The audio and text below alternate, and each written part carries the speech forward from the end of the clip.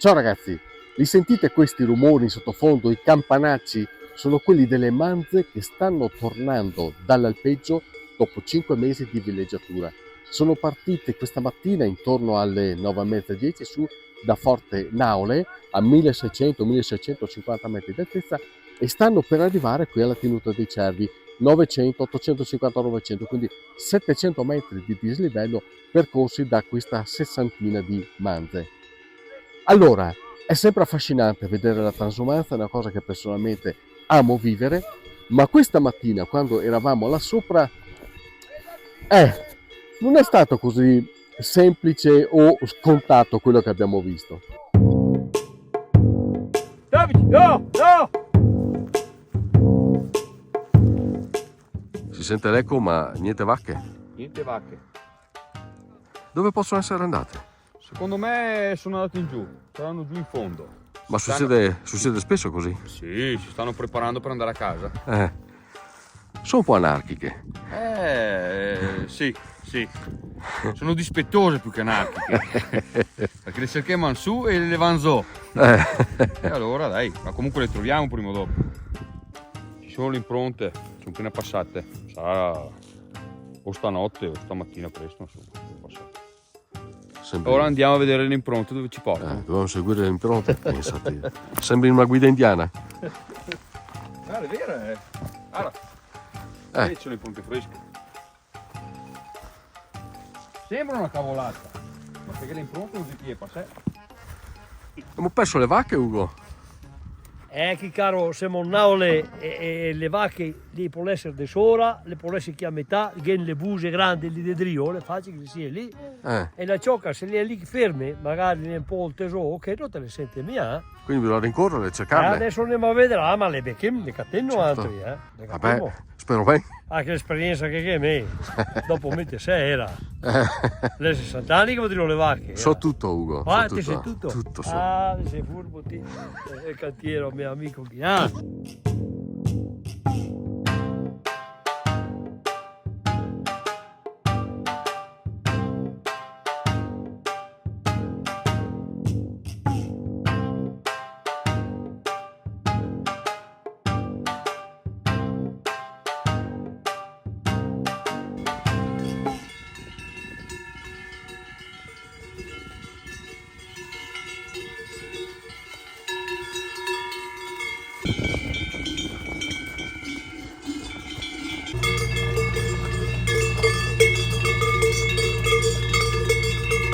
Sono le tue queste, Ugo? Sì. Come fate a riconoscere e a dividerle? Caro, le 60 anni che ne dirò le vacche le vediamo a un chilometro davanti le nostre. Hanno trascorso 5 mesi là sopra. Sì, caro, 5 mesi in aule. Più del solito? Beh, quest'anno è stato abbastanza una bella stagione. Quindi Perché là diciamo a 1800 di anni che fa le burrasche, fa la neve. perché quest'anno è andata bene. Quest'anno è andata bene. Che è un vantaggio per loro ma anche per voi. Ah beh certo, se il detto era, quando avevamo montagna del Biton, pagarono metti sulle ciocche grosse, quando le vedrai che metti le campanelle, in pagà. Tutti contenti? Ecco, tutti contenti, ecco che adesso che arriviamo dentro, qua, e ora uno di qui, ama che il Mirko, pronti, ama che gli operai che ne danno a mano, guarda. Per fare i 10 km da Forte Naole a qui alla tenuta dei Cervi ci hanno messo poco più di un'ora e mezza. Delle schegge sono fuggite, il richiamo di casa è stato talmente forte che sono partite. E rincorrere, credetemi, non è facile, bisogna avere anche un po' di fisico per starci dietro. Poi sono arrivate qui e qui c'è stata la divisione perché qui sono due aziende, i Bonafini e i Campagnari. Prima di arrivare qui hanno diviso le vacche, poi ognuna delle due mandrie tornerà nelle stalle. E questa è una parte importante del lavoro di chi fa l'allevatore con l'alpeggio, perché l'alpeggio è una risorsa chiave non soltanto per il benessere animale, ma anche per le aziende in quanto tali, perché si tratta di avere a disposizione gratuitamente il fieno che serve per l'alimentazione. E questa è una tradizione che continua da tempo ed è vitale per le aziende che vivono in montagna.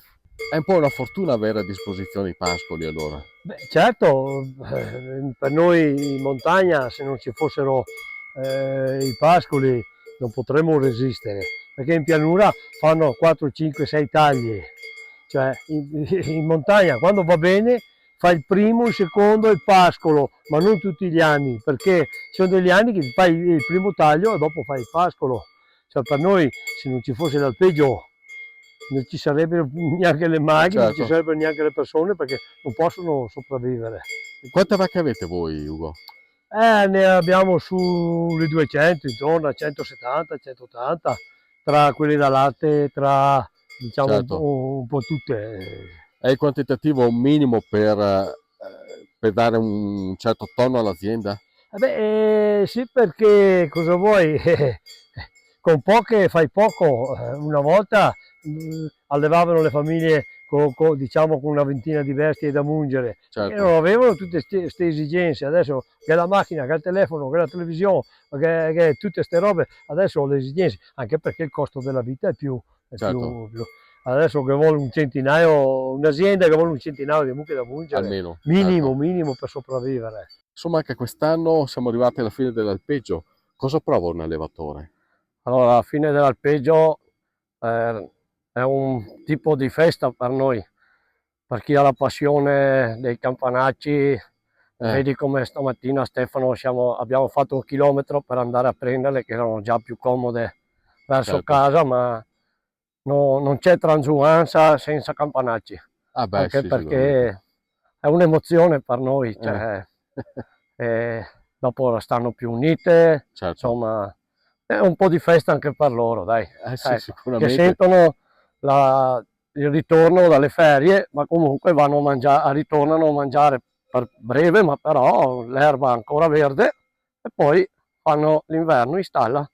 È una fortuna comunque avere avuto delle condizioni che vi hanno permesso di tenere sulle vacche per tanto tempo. Sì, perché come puoi vedere siamo arrivati a un mese dopo San Michele, insomma avere fuori almeno una percentuale della mandria fuori al pascolo, insomma è importante per noi.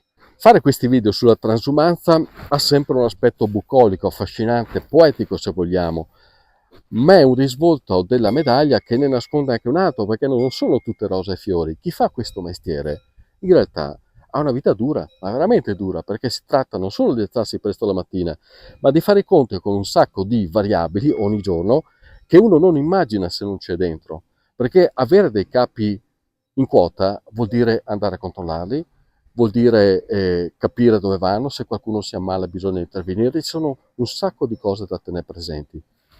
E non ultima è anche le insidie, soprattutto negli ultimi anni, di cinghiali e lupi, che stanno seriamente insidiando chi ha gli allevamenti. Quindi tutto questo insieme di fattori, al di là della produzione, fanno sì che anche gli stessi allevatori si guardino allo specchio e cominciano a chiedersi realmente cosa sarà di noi. Un mestiere bello, affascinante, si tiene pulito il territorio, ma abbiamo un futuro.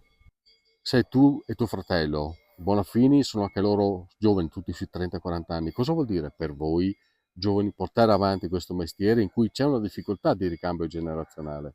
Sì, è dura perché è poco valorizzato il nostro lavoro.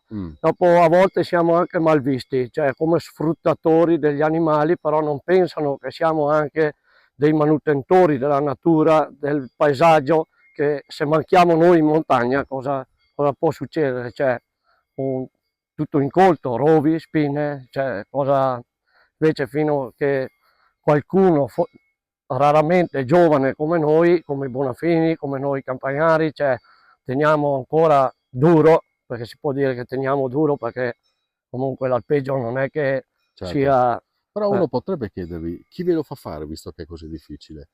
Dopo forse perché noi siamo nati qua Eh. e allora siamo abituati, perché sennò il nostro lavoro è impossibile partire da zero se non hai... La nostra è la quinta generazione, cioè è impossibile partire da zero. Mio papà, mio nonno, mio papà, poveretti loro, allora non c'erano i mezzi che ci sono adesso, trattori e cose, si faceva tutto a mano. Io io dai 15 ai 20 anni mungevo le mucche a mano, Cioè, non c'erano tutte queste macchine, tutte queste strutture. Adesso purtroppo se non ci fossero quelle Non si riuscirebbe. non si potrebbe neanche andare avanti. Perché, E quando arrivava il momento dell'alpeggio si doveva partire, era una festa? oh, una festa, facevi in mezzo a balla quel giorno lì, perché finalmente si va in Maiga, finalmente si va in montagna, finalmente, cioè, era un'allegria per tutta la famiglia. E quando si tornava? Altrettanto. È tutta una festa qua. Sì, insomma, no, dopo 5 mesi, perché Certo. 5 mesi sono 5 mesi duri, perché bisogna andare su, bisogna andare a vedere tutti i giorni se stanno bene, se non stanno bene. Qua, sai, abbiamo anche il lupo che ci rompe le scatole. Certo. I cinghiali? E i cinghiali, più quelli è una cosa pazzesca. Bravo. Poveri montanari, che fine che dovranno fare? Insomma. Siete preoccupati? Sì, siamo molto preoccupati, anche perché io oramai la mia vita è finita, ma ho due figli che hanno famiglia, hanno i bambini. Oggi un bambino ha le sue esigenze, cioè ci vuole i costi, l'azienda deve rendere, le mucche devono rendere. Certo. E le teniamo posta perché un'azienda agricola, io sono nato da mio papà e ho mantenuto, come si dice, ho prolungato, e stesso i miei figli.